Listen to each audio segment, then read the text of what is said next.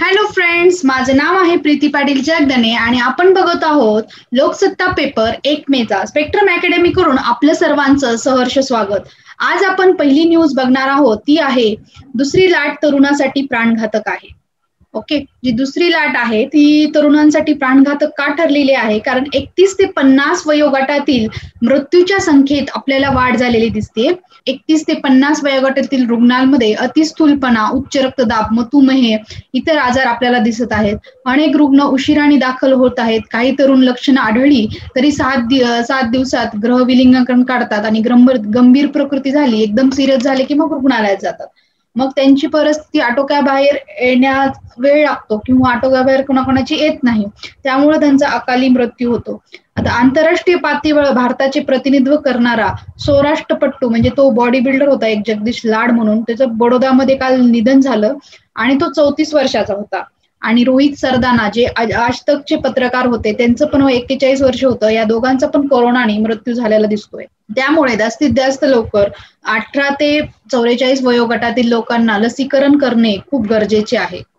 लसीकरण करणे गरजेचे आहे, पण प्रॉब्लेम काय आहे, लसचा पुरवठा साठा जो आहे तो आपल्याला भारताला देशाला कमी पडत आहे. 12 कोटीची गरज आहे, पण 18 लाखच वॅक्सिनेशन अवेलेबल आहे. राज्यात महाराष्ट्र दिनापासून जे लसीकरण करण्यात येणार होते, मात्र आता ते लस तेवढ्या मात्रामध्ये उपलब्ध नाहीये असं सांगण्यात आलेलं आहे उद्धव ठाकरेकडून. ओके, आता सर्वोच्च न्यायालयाने सरकारला धारेवर धरलंय आणि केंद्र आणि राज्यांना इशारा दिलाय की समाज माध्यमावरील मदतीच्या आव्हानावर कारवाई केल्यास गंभीर दखल घेतली जाईल. म्हणजे समाज माध्यमावर आज बरेच लोक पोस्ट टाकत आहेत की आम्हाला मदत पाहिजे वगैरे. जर या आव्हानावर जर कोणी कारवाई केली तर गंभीर दखल सुप्रीम कोर्ट घेणार आहे असं सांगितलेलं आहे. आता कोरोना महासाथीचं राष्ट्रीय संकट असा त्याचा उल्लेख करून सर्वोच्च न्यायालयाने सरकारच्या, राज्याच्या, पोलीस मुख्यापर्यंत सर्व यंत्रणा धारेवर धरलं.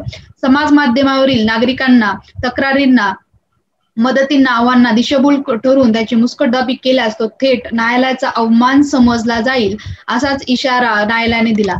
पहिल्यांदा तर right to speech and express आपला जो आहे आर्टिकल 19 अंडर फंडामेंटल राईट आहे, त्यामुळे आपण राईट टू स्पीच आणि एक्सप्रेस करू शकतो स्वतःला. ओके, तो फंडामेंटल राईट आहे. प्लस त्याला सांगितलं की जर तुम्ही कुणाची मुस्कटदाबी केली तर कंटेम्प्ट ऑफ कोर्ट समजला जाईल. ओके, कंटेम्प्ट ऑफ कोर्ट समजला जाईल असं सर्वोच्च न्यायालयाने सांगितलंय. केंद्र सरकार आणि राज्य सरकारने त्याच्या पोलीस निरीक्षकांना न्यायालयात अत्यंत स्पष्ट संदेश देत आहेत की माहिती रोखण्याचा प्रयत्न तर न्यायालयाचा अवमान केल्याबद्दल कारवाई केली जाईल. आता बघा की माहितीचा प्रसार मुक्तपणे व्हावा, आपण नागरिकाची गाऱ्हाणी ऐकली पाहिजेत. कोरोना साथ ही राष्ट्रीय संकट आहे. इंटरनेटद्वारे मांडलेली तक्रारी नेहमीच खोट्या असतात असे समजू नये, त्यामुळे अशा तक्रारावर कारवाई करू नये असा संदेश दिलेला आहे. आणि दुसरं म्हटलेलं आहे की लसीच्या किमतीमध्ये भेद का होत आहे, एकीकडे 150 रुपयाला, 400 रुपयाला, सगळ्यांना लस जी आहे समान रेटमध्ये भेटली पाहिजे. आणि इशारे काय काय दिलेत की नागरिकाच्या मदतीला आव्हान जर केल्यास अवमान मानला जाईल.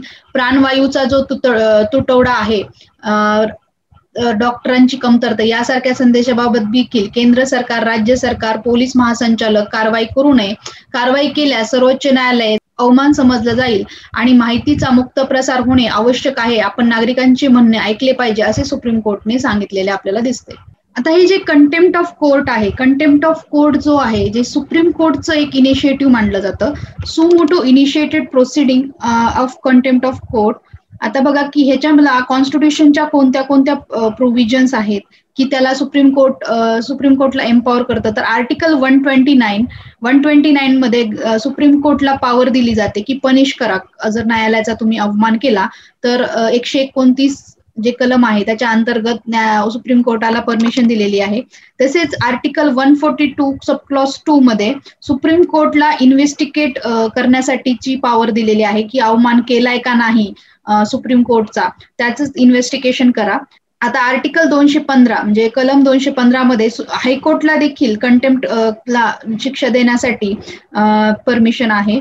आणि कंटेम्प्ट ऑफ कोर्ट, न्यायालयाचा अवमान, ही जी संज्ञा आहे ही आपल्या कॉन्स्टिट्यूशन मध्ये डिफाईन नाहीये, पण ह्याच्यामध्ये 2 कंटेम्प्ट डिवाइड केलेले, एक सिव्हिल कंटेम्प्ट आणि दुसरा क्रिमिनल कंटेम्प्ट. आता सिव्हिल कंटेम्प्ट मध्ये जर जजमेंट जे असेल, न्यायालयाने दिलेली एखादी जजमेंट असेल, डिक्री, ऑर्डर, रिट रिट ज्या प्रोव्हिजन आहेत, ज्या आपल्याला कॉन्स्टिट्यूशन आपण काय रिट मागतो, हायबस कार्पस रिट, मॅन्डामस रिट्स, आपले जे रिट्स आहेत, जर ते रिट्स जे पॉवर्स आहेत, रिट्स म्हणजे आपण वेगवेगळे रिट्स जे मागतो न्यायालयामध्ये, तर त्याच्यामध्ये जर आपल्याला हे दिसतंय की न्यायालयाचं त्याच्याबाबत अवमान केला जातोय, म्हणजे ते फॉलो करत नाहीयेत, तर ती देखील कंटेम्प्ट ऑफ कोर्ट समजलं जाते. म्हणजे सिव्हिल कंटेम्प्ट मध्ये त्यांनी दिलेल्या जजमेंट्स व्यवस्थित फॉलो केल्या जात नाहीत सुप्रीम कोर्टने, किंवा जे डायरेक्शन दिलेत सुप्रीम कोर्टने ते फॉलो केलं जात नाही, तर ते पण एक प्रकारे कंटेम्प्ट मानलं जातं, दॅट इज सिव्हिल कंटेम्प्ट. आणि हेच ह्यामध्ये सांगितलंय की सुप्रीम कोर्टने तुम्हाला सांगितलंय की समाज माध्यम आव्हानावर जर कारवाई केली तर गंभीर दखल, म्हणजे तुम्हाला इशारा दिला, एक डायरेक्शन दिली,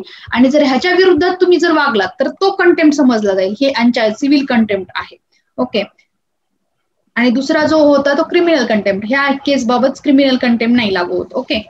आता जो कंटेम्प्ट ऑफ कोर्ट आहे, कोर्ट संविधानामध्ये तर त्याचा उल्लेख नाहीये, लेकिन कंटेम्प्ट ऑफ कोर्ट ऍक्ट 1971 होता, आणि 71 नंतर त्याच्यामध्ये अमेंडमेंट झाली. ह्याच्या अंतर्गत सुप्रीम कोर्ट, हायकोर्ट आणि जे पण लोअर ज्युडिशियल कोर्ट आहेत त्याच्या विरोधात जरी जजमेंटच्यात कुणी गेलं तरी हक्क आहे की अवमान कोर्टाचा समजला जाईल असं.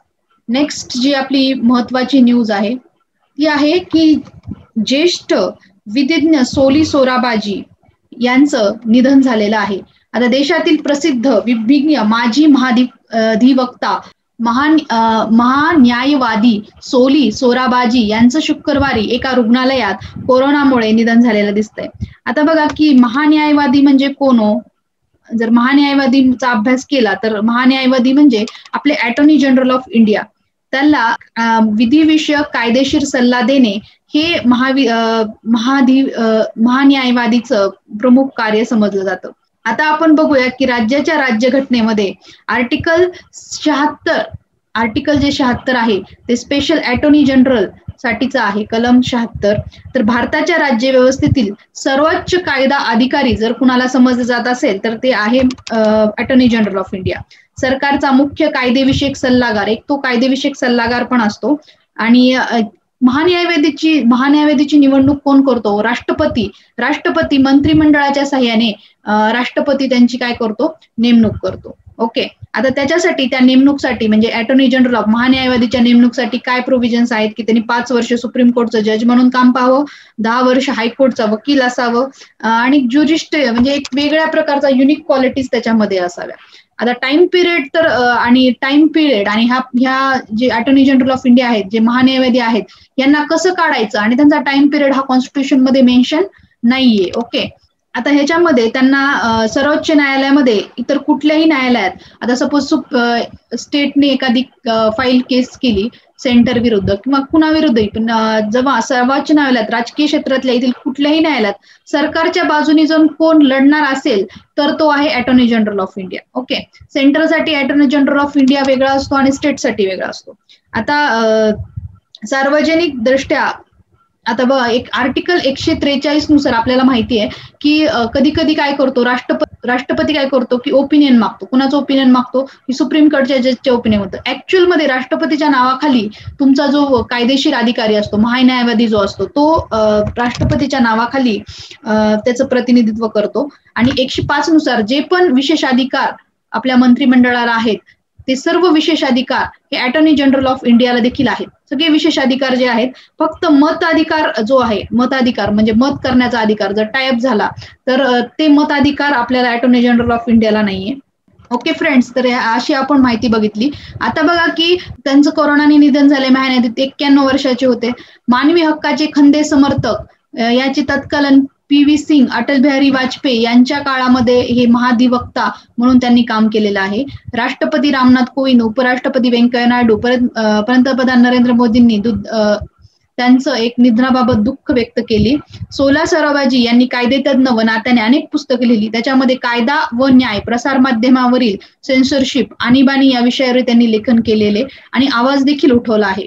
2015 मध्ये श्रेया सिंघल या प्रकरणात मानवी हक्काची बूज राखत बाजू मांडताना माहिती व तंत्रज्ञान कायद्यात अभिव्यक्ती आणि भाषण स्वातंत्र्यात अडथळा निर्माण करणारे कलम रद्द करायला भाग पाडले. त्याचा त्यांच्यामध्ये वाटा होता. तर त्यावेळी 66A तुम्हाला माहित आहे की कलमबाह्य झालेला आहे. त्यावेळी अभिव्यक्ती आणि भाषण या स्वातंत्र्याचं उल्लंघन होत आहे. या राज्यघटनेने दिलेल्या भाषण आणि अभिव्यक्ती स्वातंत्र्याच्या कलमामध्ये हस्तक्षेप होत आहे. म्हणजे आपल्याला आर्टिकल 19 मध्ये आपल्याला भेटतं की भाषण म्हणजे जे राईट टू स्पीच अँड एक्सप्रेशनचा कायदा आहे आणि तो जो 66A होता तर तो जो होता त्याचं कॉन्फ्लिक्ट होतं 19शी की त्याच्यामध्ये आपण अभिव्यक्ती आणि भाषण स्वातंत्र्याचं उल्लंघन झालं तर ते एक प्रकारचा क्रिमिनल म्हणजे तुम्हाला जेल होऊ शकते वगैरेचा होता. तर त्याच्यामुळे 66A जो आहे तो कॉन्स्टिट्युशनली आता घटनाबाह्य करण्यात आलेला आहे. ओके, ही न्यूज होती सोली सोराबाजीबाबत. नेक्स्ट आपण इम्पॉर्टंट न्यूज बघूया. आपण महाराष्ट्र दिनाविषयी देखील बघणार आहोत. स्पेशल आर्टिकल जे संपादिकामध्ये आलेलं आहे. आता बघा की दिल्लीमध्ये राष्ट्रपती राजवट लागू करा, दिल्लीमध्ये राष्ट्रपती राजवट लागू करा अशी मागणी आमदारांनी केलेली आहे. आता बघा की राष्ट्रपती राजवट ही कोणत्या आर्टिकल खाली असते तर आर्टिकल 356 म्हणजे जे 356 जे आर्टिकल आहे त्याच्यानुसार राष्ट्रपती राजवट ही लागू केली जाते. आता ह्याचं कारण काय आहे की राज्य सरकारने घटनाबाह्य एखादं काम केलं किंवा सरकारकडे बहुमत राहिलंच नाही किंवा राज्यातील कायदा आणि व्यवस्था ढासळली, पूर्ण कायदा आणि व्यवस्था जर ढासळली तर देखील राष्ट्रपती राजवट ही लागू करण्यात येते. आता निवडणुकीच्या निकालात कोणत्याही पक्षाला स्पष्ट बहुमत नाही मिळालं तरी सुद्धा राष्ट्रपती राजवट लागू करता येते. सरकार स्थापनेसाठी कोणताही पक्ष पुढे नाही आला तेव्हा देखील राष्ट्रपती राजवट लागू करण्यात येते. एखाद्या पक्षांमध्ये काय झालं, बंड झालं म्हणजे दोघांचं संयुक्त मिळून सरकार स्थापन झालेलं होतं, परंतु एकाने बंड केलं त्यापैकी आणि दुसरं अल्पसंख्याकांमध्ये आलं तेव्हा देखील राष्ट्रपती राजवट ही लागू करण्यात येते. ओके, तर मग आता कोरोनाचा जो वाढता प्रादुर्भाव आहे, कोरोनाच्या वाढत्या प्रादुर्भावाने दिल्लीत राष्ट्रपती राजवट लागू करण्याची मागणी पार्टीचे आमदार शोएब इक्बाल यांनी केलेली आहे. आता आपण बघू शकतो की कालच आपण बघितलं की लेफ्टनंट गव्हर्नर जे तिथले आहेत त्यांना जास्त अधिकार देण्यात आले आहेत, कारण की त्यांच्या अधिकाराशिवाय आता कोणताही डिसिजन हे चीफ मिनिस्टर तिथले घेऊ शकत नाहीत. म्हणून मोस्टली त्यांच्या ऍक्शन्सवर एक प्रकारे नियंत्रण जास्त वाढलेलं आहे चीफ मिनिस्टरच्या. आता राज्यपाल जो आहे, जर राष्ट्रपती राजवट लागू करायची असेल तर राज्यपालच कायदेशीर सल्ल्यानुसार केंद्र सरकारला राष्ट्रपतीला राजवट लागू करण्याची शिफारस करतो आणि संसदेची जर मान्यता असते तेव्हाच राष्ट्रपती लागू होते. जास्तीत जास्त 6 महिने ही राष्ट्रपती लागू होते आणि नंतर जर पिरियड एक्सटेंड करायचा असेल तर सरकारतर्फे म्हणजे सरकार परमिशन घ्यावं लागते. ओके, आता SR बोमई केस ही जी आहे फेमस 1994 ची, हे स्पेशल राष्ट्रपती राजवट कशी लागू करायची याचे दिशानिर्देश आपल्याला ह्या केसमध्ये ठरवलेले आहेत. आपण कोणालाही काही मदत करू शकत नाही याची आपल्याला आमदार म्हणून खंत वाटते. आमचे सरकार जनतेच्या पाठीशी उभं राहत नाही. 6 वेळा आमदार निवडून आलो असतानाही आपण कोणी ऐकत नाही, आपण कोणाशी संपर्क साधू शकत नाही. म्हणजे त्यांना म्हणायचं की आम्हाला इतके रिस्ट्रिक्शन्स लाभलेत म्हणजे राष्ट्रीय सरकारने की सगळं केंद्र सरकारच इनडायरेक्टली काम बघतंय, आमचं कोणी ऐकत नाही असं त्यांना म्हणायचंय. त्यामुळे दिल्लीत तातडीने 3 महिन्यासाठी राष्ट्रपती लागवड करा असं त्यांनी उच्च न्यायालयाकडे मागणी केली. दिल्लीतील स्थिती वाईट आहे, राष्ट्रपती राजवट न केल्यास मृतदेह दिसतील, म्हणजे त्यांना एक प्रकारे डिसिजन सिस्टीम त्यांची पूर्णपणे खुंटली आहे असं त्यांना इनडायरेक्टली म्हणायचंय. आता बघा, कोरोना विरुद्धच्या लढ्यात मदत देण्यासाठी चीनचे जे अध्यक्ष आहेत जिनपिंग यांनी संदेश पाठवला असून भारताच्या कोरोना स्थितीला मदत करण्याची तयारी त्यांनी दर्शवलेली आहे. शोक संदेश देखील पाठवलाय. चीन भारताला कोरोना विरुद्धच्या लढ्यात सहकार्य आणि मदत करणार आहे. चीनमध्ये तयार झालेल्या वॅक्सिन देखील म्हणजे साहित्य जे आहे ते भारताला जलदगत्या पाठवता येईल असं म्हटलेल्या अध्यक्षांनी. आता कोरोनामुळे आपण एक न्यूज पाहिली होती बघा प्रिव्हियस लोकसत्ता पेपरमध्ये की अनाथ आणि निराधार जे तरुण आहेत 18 वर्षाच्या पुढचे त्यांना देखील अनाथालयामध्ये जागा द्या, पण ते आता तरुणांना दिलासा भेटला आहे. त्यांच्या संस्थामध्ये कालावधी पूर्ण झाल्यानंतर देखील 2 वर्ष त्यांना अधिक राहता येणार, कारण की 18 वर्षापर्यंत तुम्हाला आता 21 वर्ष पूर्ण झालेले तरुण मोस्टली काय करण्यात येतात की बाहेर पडतायत अनाथाश्रम मधून, त्यामुळे त्यांना आता थोडंसं रिलॅक्सेशन दिलेलं आहे. ओके, 23 वर्ष पूर्ण होईपर्यंत त्यांना अनुसंरक्षण सेवेचा लाभ घेता येईल असं महिला आणि बाल विकास विभागाने मान्यता दिली. डॉक्टर प्रदीप व्यास यांची अतिरिक्त मुख्य सचिवपदी निवड झाली. आरोग्य खात्याचे प्रधान सचिव डॉक्टर प्रदीप व्यास यांना अतिरिक्त मुख्य सचिवपदी बढती देण्यात आलेली आहे. ते कोण होते की भारतीय प्रशासन तुकडीच्या प्रशासन सेवेचे 1989 तुकडीचे अधिकारी होते. सेवेच्या सुरुवातीच्या 8 वर्ष त्यांनी तामिळनाडूच्या उद्योग आणि वित्त विभागात त्यांनी सेवा बजावलेली दिसते. त्यानंतर महाराष्ट्रात कृषी क्षेत्राशी निगडित राज्य बियाणे महामंडळ आणि कृषी औद्योगिक विकास महामंडळ मुंबई जिल्हाधिकारी आणि राज्याचे वित्त सचिव आरोग्य अभियानाचे आयुक्त म्हणून देखील काम पाहिलेले आपल्याला दिसते. म्हाडाची जी घरं आहेत 10 दिवसात टाटा रुग्णालयाच्या व्यवस्थापनाच्या ताब्यात येणारे आहेत.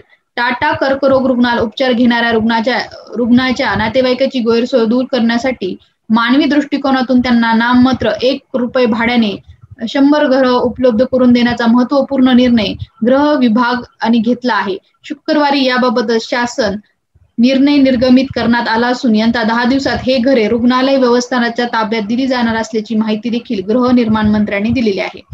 परळ येथील टाटा रुग्णालयात असंख्य गरीब रुग्ण दरवर्षी उपचारासाठी येतात. सुमारे 61% रुग्ण देशाच्या विविध राज्यातून रुग्णालयात उपचारासाठी येतात. मात्र या रुग्णांना तसेच त्यांच्या नातेवाईकांना राहण्यासाठी जागा नसते.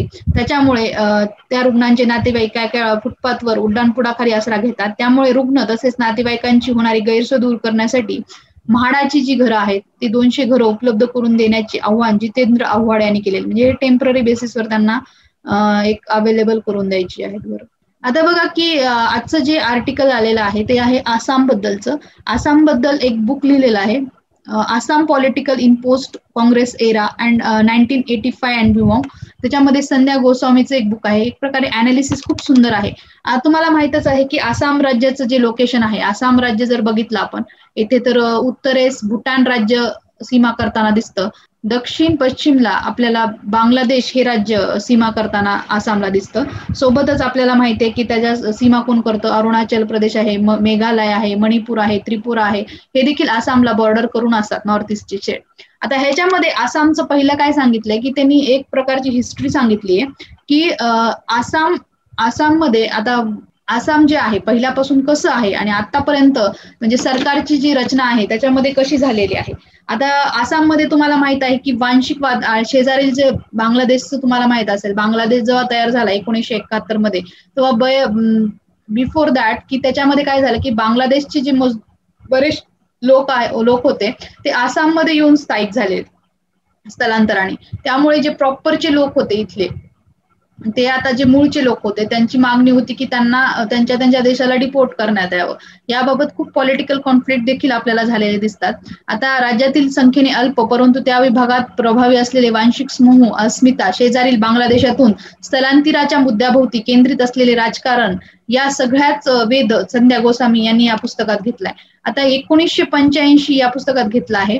त्यामध्ये केंद्राविरुद्ध प्रादेशिक राजकारणातून आसाम गण परिषद या पक्षाचा उदय होण्यापासून ते सत्ता केंद्र भाजपकडे नेण्यापर्यंत. आता त्यामुळे आसाम गण परिषद याचा उगम झाला. आसाम गण परिषदचा मेन एम हाच होता की हे जे स्थलांतर विषयीचे त्यांना काय करायचं होतं की जे पण स्थलांतरित आहेत इथं आलेले त्यांना त्यांच्या देशाला पाठवून द्यावं आणि आमचे जे राईट्स आहेत प्रॉपर आम्ही जे आसामीज आहेत आमचे जे राईट्स आहेत ते जपले जावेत. आता आसामची राज्य व्यवस्था जर बघितली आपण, अर्थव्यवस्था जर बघितली ती कृषीवर आधारित आहे. तिथे मोस्टली काय चहाचं उत्पादन होतं. चहा मळ्याभोवती राज्याचे राजकारण तर फिरलेले दिसते. ब्रिटिश काळापासून काय होतं, चहा मळा कामगार स्थलांतरित होत होते आणि 114 आदिवासी समूहातील चहामळा जे कामगार आहेत राज्याच्या लोकसंख्येच्या किती आहेत 20% एवढे आहेत. इटक ही कामगार संघटना सुरुवातीपासूनच इथं कार्यरत आहे. हळूहळू चहामळा कामगारामध्ये इतर पक्षाची बांधणी आणि ध्रुवीकरण चालू झालेले आपल्याला दिसते. आपला चहामळा कामगारामध्ये पण पॉलिटिक्स कशा प्रकारे खेळलेलं आहे हे आपल्याला दिसतंय. आता प्रादेशिक पक्षाचे आव्हान कसं होतं की काँग्रेसच्या एकपक्षीय वर्चस्वाला कुणी शह दिलता आसाम गण परिषदनी. त्याचं काय झालं 1979 पासून अखिल आसाम विद्यार्थी संघटनेने ऑल आसाम स्टुडंट युनियन आसू आसामच्या बंगाली करण्याच्या विरोधात तसेच बांगलादेश मधून येणाऱ्या निर्वासितीच्या लोढ्याविरोधात आंदोलन उभं केलं. त्यातून पंतप्रधान राजीव गांधी यांनी आसाम करार केला. आसूचे लढाऊ कार्यकर्ते 1985 मध्ये संसदीय राजकारणात आले आणि या वर्षीच्या विधानसभा निवडणुकीत आसामी अस्मितेचा मुद्दा केंद्रस्थानी ठेवला आणि आसाम गण परिषद सत्तारूढ झाली. देशातील सर्वात तरुण मुख्यमंत्री प्रफुल्ल कुमार महंत यांच्याबाबत देशभरात उत्सुकता निर्माण झाली.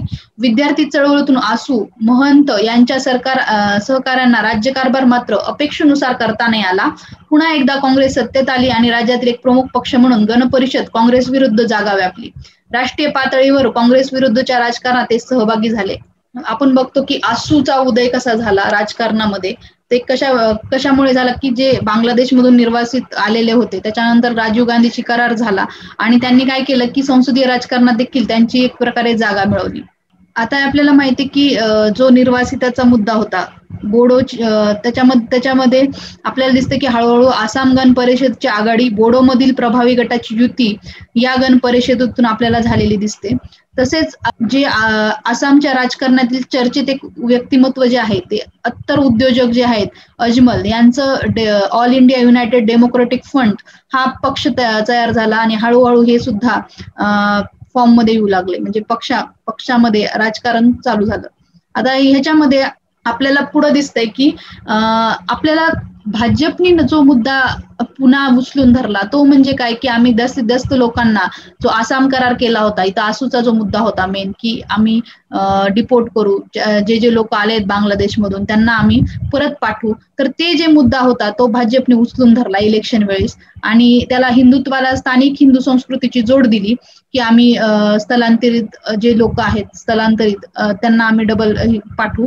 त्यामुळे त्यांनी काय केलं एक ऍक्ट देखील पारित केलं. त्याच्यामध्ये राष्ट्रीय नागरिकत्व नोंदणी, नागरिकत्व दुरुस्ती कायद्यावरून वातावरण ढवळून निघाले आहे. आता लोकसभा निवडणुकीत इतर मागासवर्गीय आदिवासी तसेच दलित समाजातून राष्ट्रीय लोकसभा आघाडीला पाठिंबा दिला.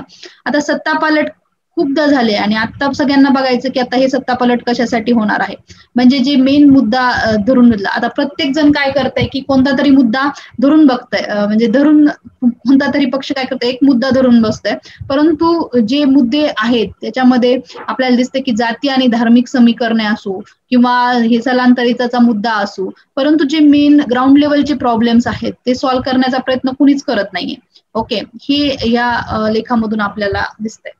नेक्स्ट जे आपलं इम्पॉर्टंट आर्टिकल आहे ते आहे महाराष्ट्र धर्म वाढवावा. हे जे आर्टिकल आहे हे आज जो 1 मे 1960 रोजी काय झालेलं आहे की महाराष्ट्र जो राज्य आहे आपलं अस्तित्वात आलंय.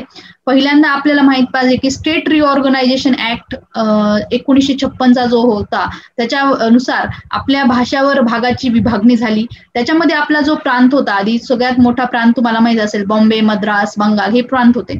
तर बॉम्बेचं विभाजन आपल्याला झालेलं आहे महाराष्ट्र आणि गुजरात असे 2 स्टेट जन्माला आले त्याच्यातून. आता महाराष्ट्र आणि गुजरात हे स्टेट जन्माला आले त्याच्यामध्ये सुद्धा एक कॉन्फ्लिक्ट होता त्या काळामध्ये की मुंबई कुणाकडे द्यावे. त्यामध्ये मुंबईसाठी खूप लढाई चालू होती.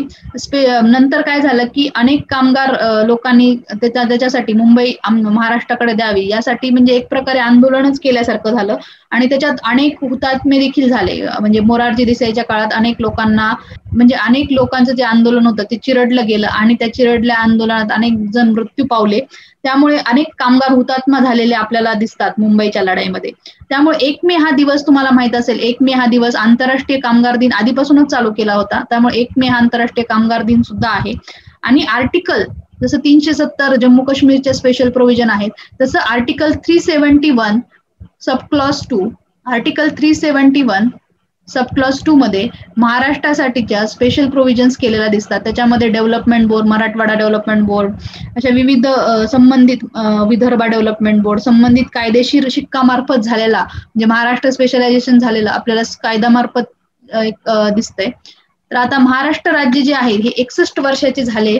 राष्ट्राच्या आता हे लेखकाला काय म्हणायचं आहे, लेखकाने एक प्रकारे महाराष्ट्र देशाची जी संस्कृती आहे त्याचा कसा प्रकारे अभिमान व्यक्त केलेला आहे. विविध जे समाज सुधारक झालेले आहेत ही आपल्याला आर्टिकल मधून बघायचंय की महाराष्ट्र राज्यात 61 वर्षाचे झाले पण कुठल्याही राष्ट्राच्या प्रांताच्या वाटचालीत हा तुकडा फार मोठा नाही हे खरे, पण एका टप्प्यावर तिथवरच्या वाटीमागे वळून पाहता पुढच्या मार्गक्रमणासाठी दिशाही ठरवता येते.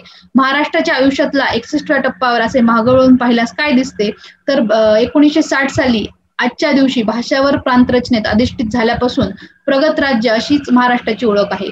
महाराष्ट्राने आतापर्यंत औद्योगिक भरारी या राज्याने घेतलीच पण शिक्षण, पायाभूत सुविधा आदी क्षेत्रात देखील लक्षणीय कामगिरी केलेली दिसते. आज घडीला देशाच्या एकूण स्थूल उत्पादनामध्ये महाराष्ट्राचा जो वाटा आहे 14% आहे. विकास मापनाचा एक आधारभूत घटक म्हणून वीज वापर त्यातही महाराष्ट्राचा वापर 12% आणि औद्योगिक गुंतवणुकीमध्ये देशातील 18% प्रकल्प मंजूर महाराष्ट्रात होतात. यावरून राज्याच्या भारदस्तपणाचा अंदाज येतो. तो दाखवण्यासाठी कुठल्या व्हायब्रंट प्रचाराची गरज कोणत्या राज्याला नाही, इतका तो दृश्यमान आहे. आर्थिक प्रगती ही महाराष्ट्राची खरी ओळख नव्हेच, ही या राज्याची खरी ओळख वरवरची नाही, तर आत्मिक स्वरूप जाणून घ्यायचं असेल या राज्याचं, तर राज्याच्या इतिहासात तुम्हाला जाणून घ्यायला पाहिजे की नामदेव, ज्ञानेश्वर, एकनाथ, तुकाराम आदी संत मंडळींनी घालून दिलेली वारकरी परंपरा असो, नाहीतर चक्रधर स्वामी यांचा महानुभूत संप्रदाय असो, शिवछत्रपती सारख्या मध्ययुगात आधुनिकता आणणारा संवेदनशील राजा असो, किंवा भारताची घडी बसून पेशवे आणि महाजी शिंदे मर्दमकी गाजवणारे मुत्सद्दी असो, आधुनिक काळात प्रबोधनाचे जे वारे आहेत ती महाराष्ट्राच्या शिडात भरणारे न्यायमूर्ती रानडे व लोकहितवादी गोपाळ हरी देशमुख असोत, वंचितांच्या न्याय हक्काचा आवाज बुलंद करणारे महात्मा फुले असो, नाहीतर राष्ट्रत्वाचा चेहरा दाखवणारे लोकमान्य टिळक गंगाधर असो, सुधारकी विवेक बाळगणारे गोपाळ गणेश आगरकर आणि संस्थानी बडेजाव टाळणारे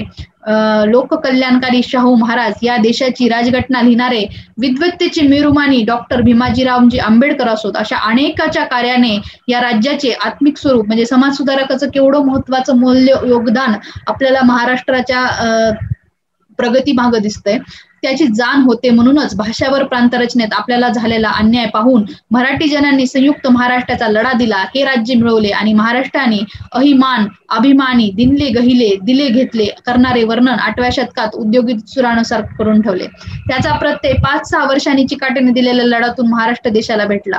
महाराष्ट्राचा स्वभाव जो आहे व अभिमानी पण तो पोकळ नाही, त्याची गुणवैशिष्ट्ये वेगळी. पहिला गुण म्हणजे अन्याय विरुद्ध चीड आहे. अन्याय होत असेल तर त्या विरोधात परिणामाची पर्वा न करता उभे राहण्याची महाराष्ट्रीय कधी डगमगला नाही. त्याची अनेक उदाहरणे आपल्याला देता येतात. तो म्हणजे औरंगजेबाच्या दरबारात शिवाजी महाराजांनी दाखवलेला बाणेदारपणा मागे जाता येईल, पण येथे आधुनिक इतिहासातील 2 उदाहरणं देणे उचित ठरतील. पहिले जे उदाहरण आहे ते चिंतामणराव द्वारकानाथ अर्थात सी.डी. देशमुख संयुक्त महाराष्ट्राऐवजी त्रिराज्य योजना महाराष्ट्राच्या माथी मारली जाते हे पाहून पंतप्रधान नेहरू मंत्रिमंडळाची अर्थमंत्री पदावर राजीनामा सी.डी.नीच दिला. पण महाराष्ट्रावर होत असलेल्या अन्यायाबद्दल नेहरूंना खडे बोल सुनावल्याचे कचरले नाहीत. दुसरे उदाहरण डॉक्टर बाबासाहेब आंबेडकरांची कायदेमंत्री असताना डॉक्टर आंबेडकरांनी कष्टाने आकारलेल्या हिंदू कोड बिल बाबत धुमाळसेपणे झाला. हिंदू कोड बिल मध्ये त्यांना युनिव्हर्सल सिव्हिल कोड म्हणजे सगळ्या धर्माला स्पेशल जे सिव्हिल आपले ऍक्ट आहेत त्याच्याऐवजी एकच ऍक्ट, जसं मॅरेज ऍक्ट असेल, हिंदू मॅरेज ऍक्ट वेगळा, मुस्लिम मॅरेज ऍक्ट वेगळा नसून सगळ्या धर्माचे सगळ्यांसाठी एकच कोड बिल आणण्याचा जो मानस आंबेडकरांचा होता तो सक्सेसफुल झाला नाही आणि त्यामुळे त्यांनी मंत्रिमंडळात राजीनामा दिला. वर्तमानात ते निस्वार्थी आणि सडेतोडपणा दाखवण्याचे धाडस ते दुसतील. महाराष्ट्रीय मातीचा दुसरा खून म्हणजे चिवटपणा. कधीही प्रतिकूल परिस्थितीत खचून न जाता मार्ग काढण्याचा राज्याचा स्थायी भाव तो संयुक्त महाराष्ट्राच्या लढ्यात महाराष्ट्राने दाखवलाच. पण आजच्या कोरोना संकटमध्ये पण दिसतो. अन्न राज्याच्या तुलनेत या साथीत महाराष्ट्राचे उभे राहिलेले आव्हान मोठे आहे, पण त्याचा सामना करताना चिवटपणा गुण महाराष्ट्राच्या पथ्यावर पडेल. गेल्या शतकातील स्पॅनिश फ्लू असो किंवा प्लेगचा कहर असो, त्यावेळी महाराष्ट्राचा चिवटपणा कामी आला हे विसरता कामा नये. या चिवटपणास लाभलेले करकरीत बुद्धिप्रमाणाचे अधिष्ठानही विसरता कामा नये. त्याचे काम नुसताच अभिमान आणि नुसता चिवटपणा तकलादू ठरतो याची जाण 20व्या शतक उजळण्याच्या आधीच आली होती. पुढे काळात सामाजिक आणि राजकीय असो, कला जीवन असो, वाद भुले असो, त्यातीलही बाजूंना बुद्धी प्रामाण्याचे वावडे नव्हते. बुद्धी प्रामाण्यास विवेकाची कृतीशील जोड आपल्याला मिळाली. सुधारककार आगरकर पासून ते अंधश्रद्धा निर्मूलन करणारे नरेंद्र दाभोलकर ही परंपरा सांगता येईल. इथल्या मातीत घट्ट रुजलेली आहे. एकूणच ऐन कोरोनाच्या काळातही 2 वाऱ्या फारशी खळबळ न करता इथल्या वारकरी संप्रदायाने रद्द केल्या.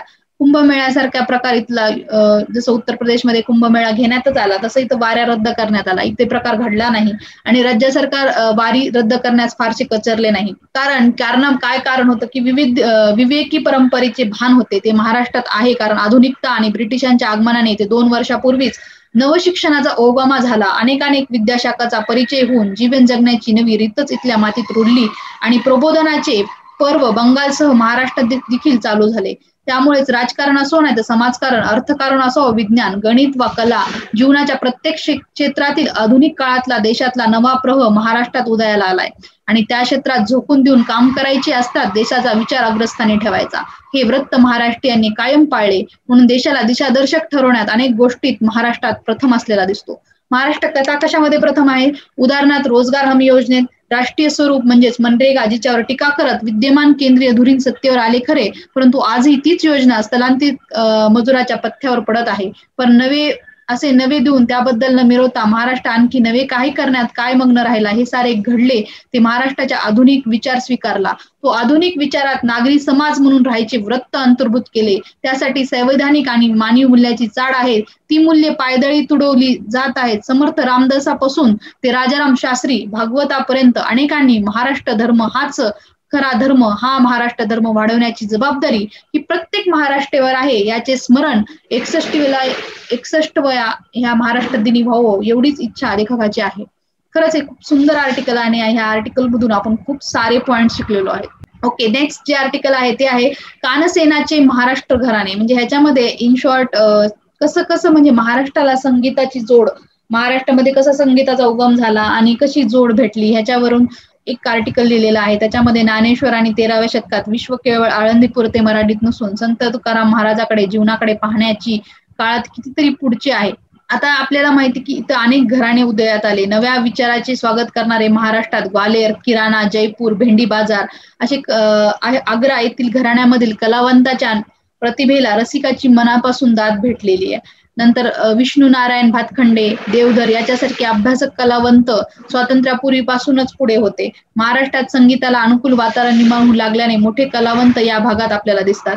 किराणा घराण्याचे संस्थापक उस्ताद अब्दुल करीम खां, जयपूर घराण्याचे अधू उस्ताद यासारख्या दिग्गजांनी महाराष्ट्रात वातावरण निर्माण केलेले दिसते आपल्याला. चित्रपट संगीत आज आपल्याला दिसते की मुंबई जी आहे चित्रपटाची राजधानी म्हणून ओळखली जाते.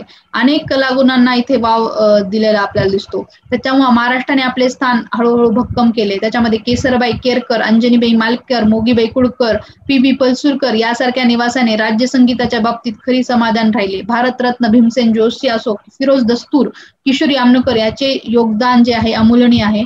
राज्यात जागोजागी म्युझिक सर्कल आणि त्या चळवळीचा विविध संगीत महोत्सवाचा सहभाग देखील अतुलनीय भाग पाडतो. पहिल्यांदा जर म्युझिक इंडियन स्कूल ऑफ म्युझिकची मुंबईमध्ये स्थापना झाली ती B.R. देवधर यांनी केलेली. म्हणजे आपल्या तवापासून ते आता पंडित भीमसेन जोशीचा घराणा असो, किराणा घराणा असो, म्हणजे अनेक श्रेष्ठ कलावंत आपल्या महाराष्ट्रामध्ये होऊन गेलेले आहेत. हीच आर्टिकल मध्ये यांनी सांगितलंय. आता हे जे व्यक्तिवेद आहे त्याच्यामध्ये विजय कुचरू यांनी काय केलेलं आहे की मल्टिपल स्क्लेरोसिस, आपल्याच प्रतिकार शक्ती प्रणालीतील पेशी आपल्याच निरोगी पेशीवर हल्ला करतात असा शोध लावलेला आहे. त्याच्यामध्ये TM3 नावाचा रेणू त्यांनी शोधून काढला. जो शक्ती पेशी आणि निरोगी पेशी यातला फरक जो आहे तो TM3 असा शोध त्यांनी लावलेला आहे. मल्टिपल स्क्लेरोसिस हा मेंदूचा आजार मानला जातो आणि तो आपल्याच निरोगी जे आहेत सेल्स त्याच्यावर अटॅक करतो. ओके, नेक्स्ट आपली जी इम्पॉर्टंट न्यूज आहे ती आहे बँकेच्या कर्ज वितरणामध्ये आपल्याला घसरण झालेली दिसते. आता कोरोनाच्या पार्श्वभूमीवर आपण जर बघितलं तर बँकेचे जे कर्ज आहे ते कर्ज कमी झालेलं आहे. बँकेच्या कर्जाच्या मागणीत सातत्याने घट आहे. आर्थिक वर्षाच्या पहिल्या 8 पंधरवड्यात बँकेच्या कर्ज वितरणाच्या वृद्धी दरात घट झाल्याचे निर्देश आले. रिझर्व्ह बँकने प्रकाशित केलेल्या पाक्षिक आकडेवारीत विश्लेषण करणारे टिप्पण पतनिर्धारण आणि संशोधन कंपनी केअरने प्रकाशित केले. आर्थिक वर्षाच्या पहिल्या पंधरवड्यात कर्ज मागणीत 5.5 लाख कोटीची वाढ झाली असली तरी दुसऱ्या पंधरवड्यात कर्ज वितरणात घट झालेली आपल्याला दिसते. ही प्रथमच कर्ज मागणीत 5 वर्षामध्ये घट झालेली समोर आली आपल्याला दिसते. याच कालावधीत बँकेच्या मुदत ठेवीमध्ये वाढ झालेली आहे 10.9%.